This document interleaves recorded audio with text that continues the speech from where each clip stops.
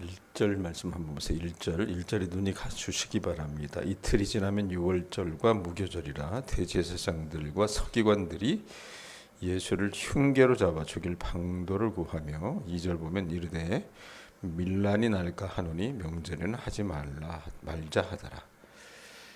자, 이틀이 지나면 무교절과 유월절과 무교절이라 이게 뭐예요 도대체? 절기를 왜 두 개를 연장으로 해놨느냐? 유월절과 무교절은 같은 개념으로 보시면 됩니다. 애굽에 내린 10가지 재앙, 이스라엘이 출애굽할 때 애굽에 내려졌던 10가지 재앙 가운데 가장 마지막이며 결정적인 재앙을 통해서 하나님은 이스라엘 백성들을 구원하시잖아요. 그 재앙이 뭡니까? 애굽에 있는 사람이건 짐승이건 모든 태어난 것의 첫 장자를 죽이는 것이었습니다. 자, 그런데 그 심판의 날에 하나님께서 당신의 택하신 백성인 이스라엘의 가정에는 그 심판을 면하게 해주셨어요. 뭘 가지고요? 문설주와 문지방에 뭘 붙였습니까? 양의 피를 바르게 해서 그 심판을 면하게 했습니다. 제가 여러분 언젠가도 이 이스라엘의 절기를 이제 한국 어떤 그 절기와 비교하면서 6월절은 이스라엘에게 있어서 가장 유명한 또 중요한 절기라 그랬는데 우리로 말하면 한 8.15 해방 광복절이라고 이제 우리는 그 얘기를 하는데 그 광복이라는 의미는 사실 8.15의 얼른 본 의미하고는 좀 다르고요. 스스로 자기네들이 그것을 얻어냈다 그러면 광복인 될 수 있겠으나 사실 우리나라는 이제 남에 의해서 해방이 된 거잖아요. 어떤 타국의 힘에 의해서 그래서 해방이라고 하는 뜻이 더 맞을 것 같아요. 그래서 이 8.15 해방절의 의미와 비슷하다고 이런 보시면 됩니다. 6월절은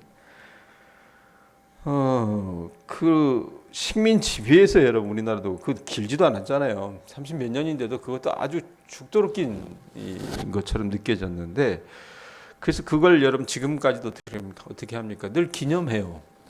조선 백성은. 근데 이스라엘 백성들은 여러분 어떻습니까? 430년 동안 압제를 당했습니다.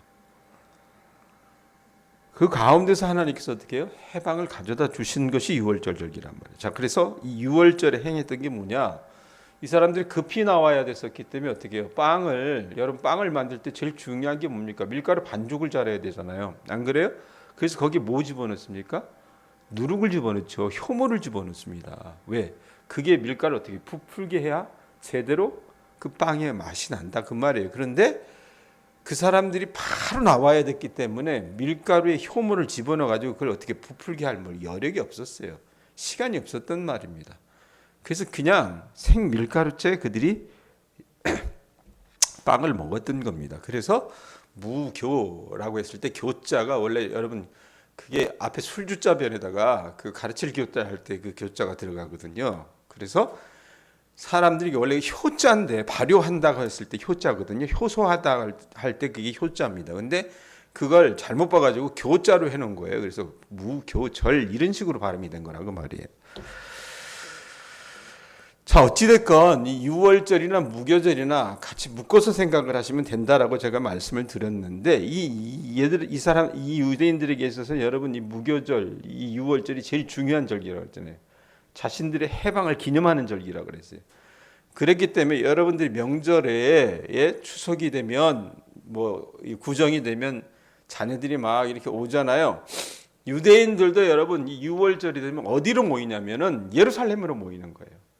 예루살렘으로 모이는데 그 인원이 어느 정도냐? 우리도 민족의 대이동이라고 하지만 민족의 대이동을 떠나서 그러니까 예루살렘의 보통 인구의 2배, 아주 적게는 많아지면 몇 배까지 오는지 아십니까? 10배 정도의 인구가 예루살렘에 가득 차는 거예요. 왜? 하나님께서 자기들에게 그 해방을 가져다 주신 것을 기념하는 절기를 그들이 즐겼던 겁니다. 거기서 감사하고.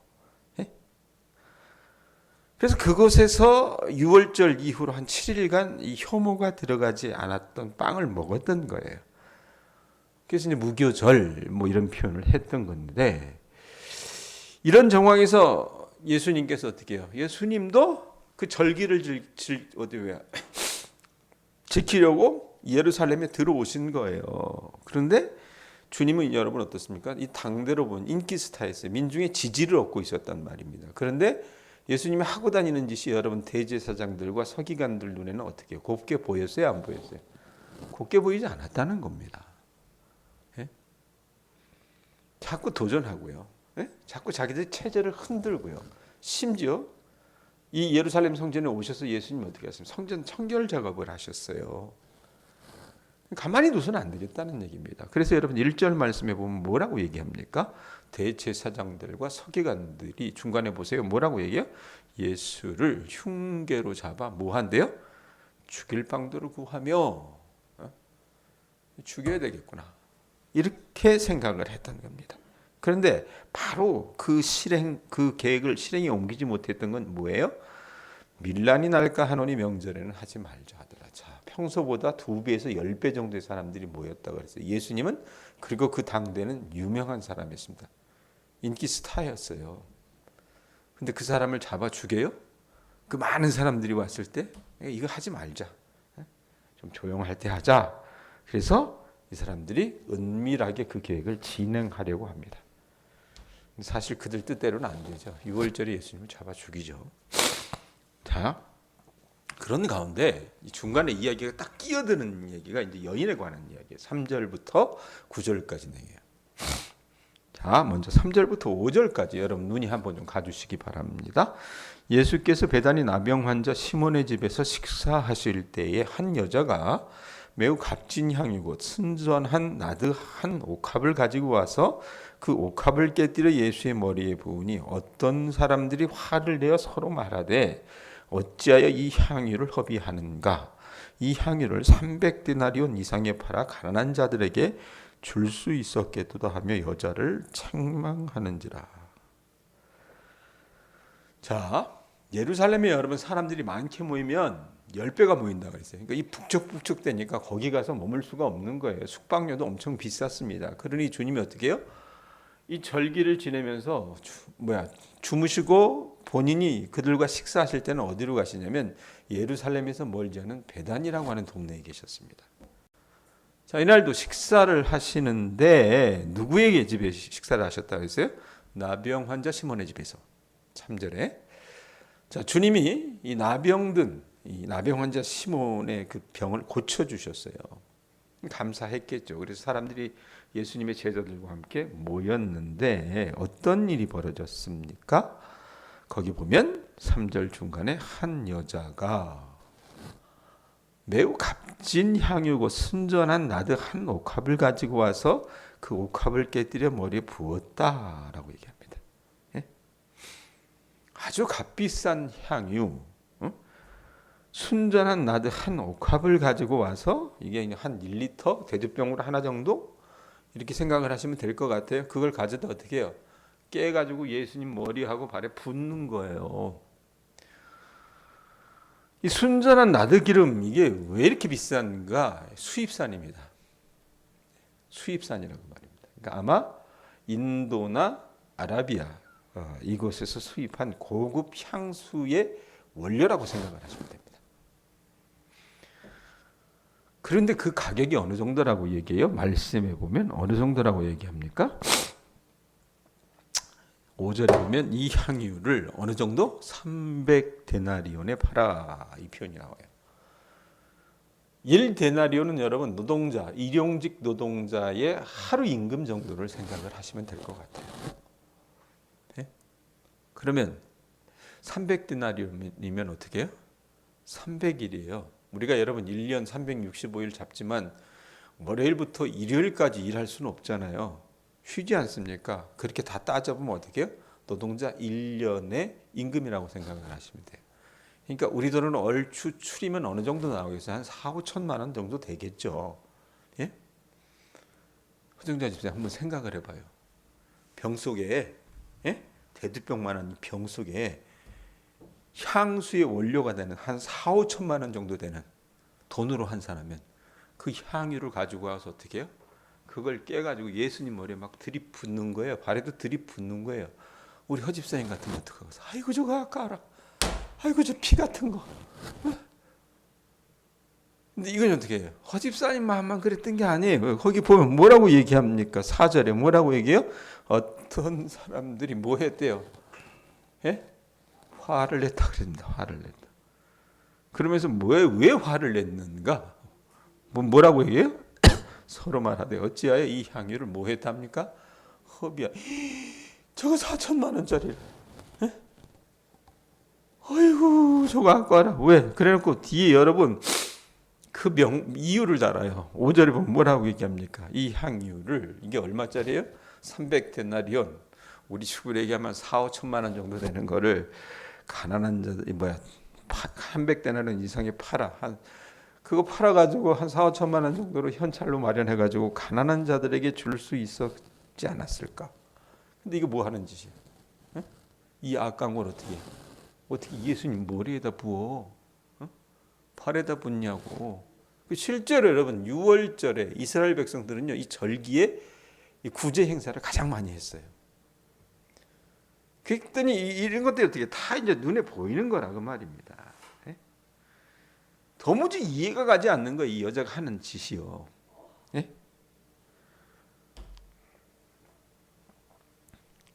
그 비싼 걸 병째 깨서 예수님의 머리에 붓는다? 납득할 수가 없는 행동이었다 그 말입니다. 그래서 여인에게 책망을 했습니다. 이거 이렇게 허비하지 말고 그냥 돈으로 바꾸면 얼마든지 좋은 일 할 수 있잖아. 가난한 사람들 도와줄 수 있잖아. 여러분 저나 여러분이나 돈의 흐름에 민감한 사람이라면요. 아니 예수님의 제자들이 여러분 다 그렇게 돈만 밝히는 속물은 아니었겠죠. 아니었겠지만 그 당시 유대 전통에 따르면 가난한 자들은 6월절 시기에 특별히 이 구제 혜택을 더 많이 입었었는데 그러니 여러분 어떻게 해요? 제가 말씀드렸지만 누누이 말씀드렸지만 아이고 그 아까운 거 피 같은 것을 이렇게 허비하지 않고 내다 팔아 돈으로 환전만 했더라도 정말 많은 헐벗고 굶주린 사람들을 구제할 수 있었겠다라고 생각을 했던 거예요. 자 그런데 이런 제자들의 생각에 주님이 뭐라고 대답을 하십니까? 뭐라고 대답하세요? 6절에서부터 9절입니다. 같이 한번 읽어봐요. 6절에서 9절 읽습니다. 시작. 예수께서 이르시되 가만두라 너희가 어찌하여 그를 괴롭게 하느냐 그가 내게 좋은 일을 하였느니라. 가난한 자들은 항상 너희와 함께 있으니 아무 때라도 원하는 대로 도울 수 있거니와 나는 너희와 항상 함께 있지 아니하리라. 그는 힘을 다하여 내 몸에 향유를 부어 내 장례를 미리 준비하였느니라. 내가 진실로 너희에게 이르노니 온 천하에 어디서든지 복음이 전파되는 곳에는 이 여자가 행한 일도 말하여 그를 기억하리라 하십니다.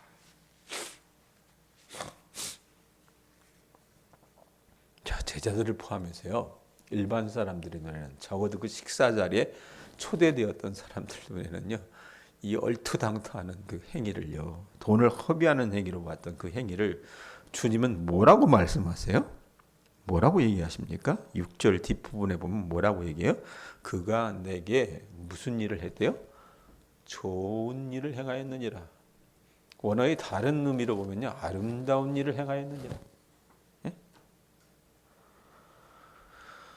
그럼 왜 그렇게 주님께서 그 여인을 칭찬하고 기념했을까? 8절에 뭐라고 얘기하세요? 8절에 뭐라고 얘기합니까?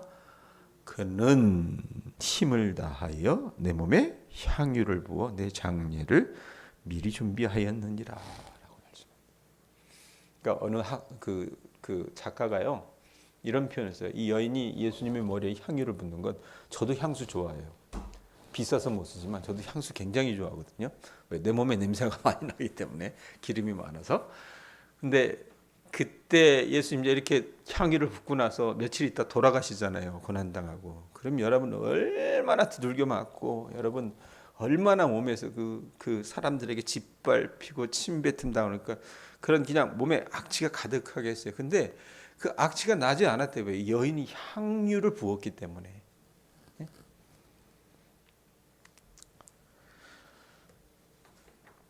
자, 이 여인의 모습, 우리가 이해 못할 이 여인의 모습이 있고 나서 어떻게 해요? 아까 우리가 1절, 2절에 보면 이 음흉한 이 흉계를 꾸미는 사람들의 모습이 나왔죠. 거기 맞장구 치는 인간이 하나 등장합니다. 예수님의 제자들 중에서도 10절, 11절 보세요. 누가 나옵니까? 12 중에 하나인 누가?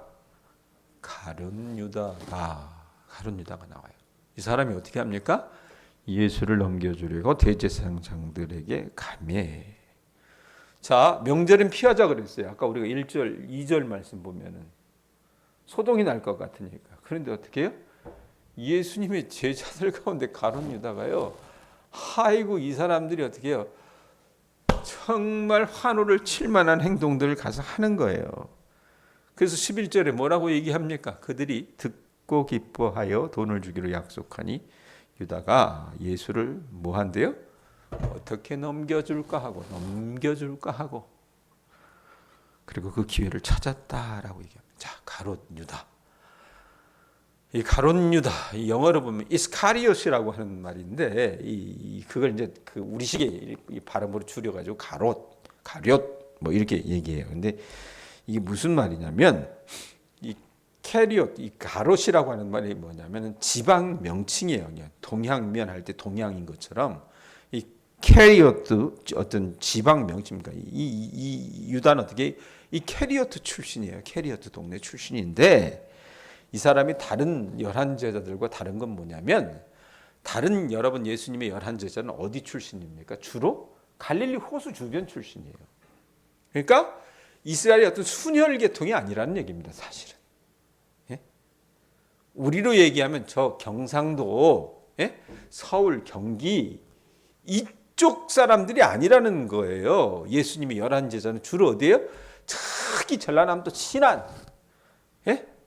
목포, 뭐 진도, 전북, 진안, 요런 데 출신이에요. 근데 누구 하나만은 여러분 어디 순혈입니까? 누구 하나만은 여러분 어떻게 TK고 누구 하나만은 서울 경기예요? 가룟 유다만은 그 자기 어떻게 해요? 출신을 자랑할 만한 이 캐리오트 지방 출신이었다는 얘기예요. 이 사람들은요, 또 뭐 전설에 의하면 칼을 들고 다니던 열심당이었잖아요, 가룟 유다는. 자기 나라의 어떤 주권을 찾을 수 있다는 그 어떤 그 열심이 있었어요. 그 대망이 있었기 때문에 무력으로라도 그렇게 하겠다. 이런 마음이 있어서 그 열심당원들이 어떻게 합니까? 칼을 들고 다녔어요. 그래서 자기가 그런 어떤 열심을 가지고 예수님의 제자 중에 하나로 들어갔다가 주님의 어떤 정치의식이 자기가 기대한 것하고는 전혀 다른 거예요. 그래서 뭐 배반을 도모했던 것 같습니다. 여러분 가룟 유다가 생각하고 기대했던 메시아는 어떤 메시아입니까? 예수님이 주장하시고 보여주시는 것과는 완전히 딴판의 메시아였습니다. 집사님 눈 떠요. 여기 봐요. 가룟 유다는요, 주님이 사역을 행하시면서 병든 자 고치시고 귀신을 내쫓으시고 수많은 사람을 어떻게 해요? 그 몇 되지 않은 물고기와 떡으로 먹이시고 심지어 예루살렘에 이렇게 입성하시기 전에 죽은 나사로를 살리셨잖아요. 송장 냄새 나는 그 나사로 살리시는 것을 보면서 자기 딴에는 엄청난 기대를 하고 있었던 거예요. 어떤 기대했습니까? 야, 이 사람이야말로 우리가 그토록 대망한 메시아다. 우리를 어떻게 해요? 로마 군병의 그 압제에서 해방시켜줄 이스라엘을 그래서 정치적으로 군사적으로 회복할 그런 왕 같은 존재다라고 생각을 했는데 예수님이 여러분 예루살렘으로 점점 다가오시면서 어떤 말씀을 하셨어요? 야, 나 그렇게 할 거야. 나에게 이런 초인적인 능력이 있으니까 나에게 하나님께서 이런 권능을 주셨으니까 난 너희들 그 로마의 압제에서 그렇게 해방할 거야. 이렇게 말씀하셨어요? 아니라 그랬잖아요. 예? 주님이 하시는 말들이 점점 이 가룟 유다를 자극하는 거예요. 어떻게 자극했습니까? 제자들은요 늘 그랬잖아. 예수님 따라다니면서 야, 우리가 이런 선생님을 모신다면 우리가 예루살렘에 들어가면 자기들을 주님께서 어떤 관직에 등용할 것인가 이걸 꿈꾸기도 했었고 그것 때문에 서로 어떻게 치고받고 싸기도 했었고 막 이랬다고 말이에요. 그런데 예수님 뭐라고 하세요? 야, 난 그렇게 그렇지 않아. 그러면서 어떻게 해요? 대제사장들과 서기관들과 장로들에게 잡혀 죽을 거라고 자꾸 그 말만 하세요. 이거 뭐지? 이거 뭐지? 예? 계속 죽는다고 얘기하니까 여러분 한번 생각을 해보세요. 예? 옆에 있는 사람이 백장인 권사님 옆에 있는 사람이 한 80 중반의 사람이 권사님하고 비슷한 이 동네 사람이 하양지에 있는 사람이 같이 앉아 있는데 권사님도 죽겠는데 옆에서 어떻게 해요? 죽어야지 사람 어디야? 어? 이러면 어떻게 해요? 기분이 우울해지지 않아요? 그죠? 근데 예수님은 그런 어떤 분위기는 아니라고 하더라도 굉장히 분위기를 우울하게 만들어 주시더니 어떻게 해요? 지금 베다니 시몬의 집에서 여인이 지금 예수님에게 하는 이 어떻게 보면 완전히 낭비 중에 낭비잖아요. 예수님의 제자들 가운데 여러분 가장 계산 속이 밝았던 사람이 누굽니까? 회개일을 누가 했어요? 가룟 유다예요. 그러니까 이걸 아니 저 피 같은 돈을 이런데 어떻게 해요? 야, 이 여자 나한테 좋은 일 한 거야라고 칭찬을 해주시니까 아이고 이놈의 선생 더 이상 내가 따를 필요가 없겠다. 의미가 없어. 그래서 어떻게 해요? 예수님을 넘겨주려고 대제사장들에 가서 거래를 하려고 기회를 찾게 되는 거라고 말입니다. 자, 정리해 봅시다. 여러분 오늘 우리가 본문에서 두 사람을 비교할 수 있어요. 하나는 우리 눈에 보기에는 정말 이거 낭비도 이런 낭비 없다. 어떻게 4천만 원, 5천만 원을 그렇게 한 번에 깨가지고 예수님한테 쓰는 이해 못할 그 여인 하나이고요. 다른 하나는 어떻습니까? 어찌 보면 계산하기 좋아하고 영악할 대로 영악한 가룟 유다 같은 사람입니다. 자, 솔직하게 물어봅시다.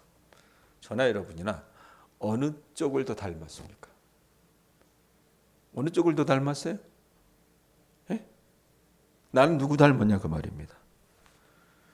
여러분 주님께 노동자 1년치 임금에 해당하는 순전한 나도 향유 한옥함을 깨어본 그 헌신이 내게 더 가깝습니까? 아니면 꼭 굳이 가룟 유다를 이렇게 콕 집어 드러내지 않는다 하더라도 내 모습 가운데 이런 영악한 계산에 밝은 그런 모습이 여러분 내게 더 가깝냐는 얘기입니다.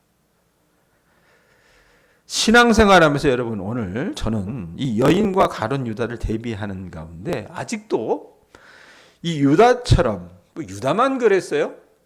어떤 사람이라고 하는 건 여러분 가룟 유다만 있었던 게 아니라 그 자리에 있었던 예수님의 제자들도 포함이 되는 겁니다. 예?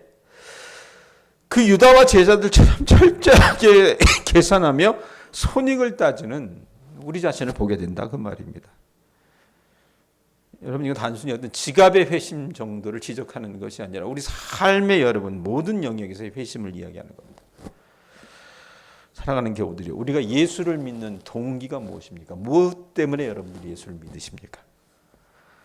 죄송하지만 우리는 여러분 예수님을 가롯 유다처럼 또 예수님의 제자들 가운데 그 어떤 사람처럼 미안하지만 개의 동기를 가지고 예수를 믿을 수가 있습니다.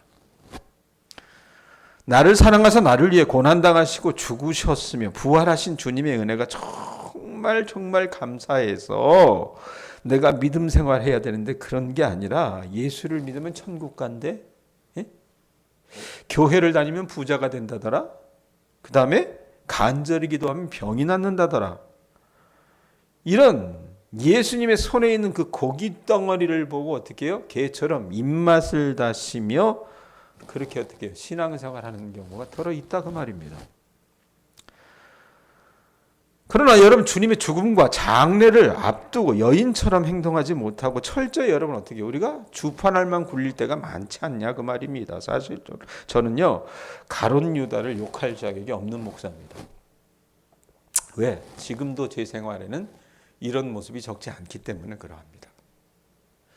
예수님을 이용해 먹으려는 심보가 여러분 적지 않다 그 말입니다. 그래서 이 새벽에 나와 이렇게 여러분들과 예배 드리고 있는지도 모릅니다.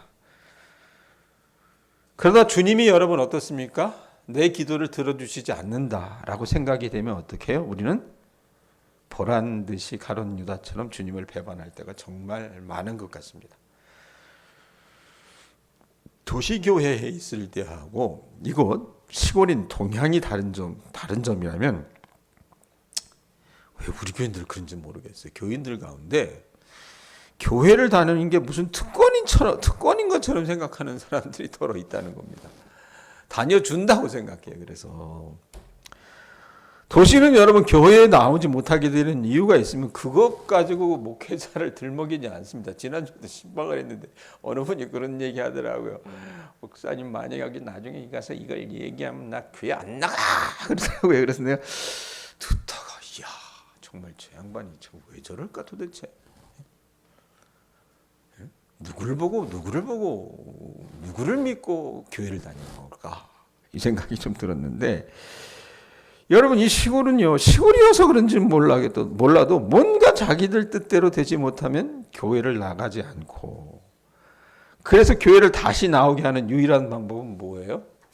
전임 목사가 그렇게 했듯이 목사가 교인들을 찾아가서 비는 겁니다. 예? 자, 여러분 이게 좋은 행동일까요? 이유야 어떻든 제가 봤을 때 이건 바람직하지 못합니다. 제가 늘 얘기하잖아요. 신앙생활은 누구 앞에서 하는 거예요? 하나님 앞에서 하시는 거예요. 목사 앞에서 하는 게 아니에요. 어제 제가 어느 책을 읽는데 이런 내용이 있었어요. 여러분들과 이 내용을 좀 같이 나누려고 이렇게 길게 얘기했어요. 뭐라고 써있냐면, 마지막 날 주님께서 우리에게 상 주시는 기준이 있대요. 그게 뭐냐면 우리의 직분이 아니랍니다. 야, 네가 목사짓 했어? 그럼 나 너 상 많이 줄게. 이게 아니래요. 장로했어? 안수집사했어? 권사했어? 상 엄청 줄게. 이게 아니랍니다. 하나님께서 우리에게 상 주시는 기준은 직분이 아니라 뭐라고 써있냐면 충성이라고 말해요. 예수님의 죽음을 앞두고 자신의 삶 전부를 부어드린 여러분, 그 여인의 충성이 저와 여러분에게 있었으면 좋겠습니다. 안 그래요? 예? 거기서 사탕 빼먹듯이 여러분 우리가 어떻게 해요? 가룟 유다 욕할 필요 없어요. 내 안에 그보다 더한 모습이 있어요. 더한 심보가 있단 말입니다. 이제 그런 행동은 그만했으면 좋겠습니다. 여기 있는 분들은 그런 행동하는 사람 하나도 없어요.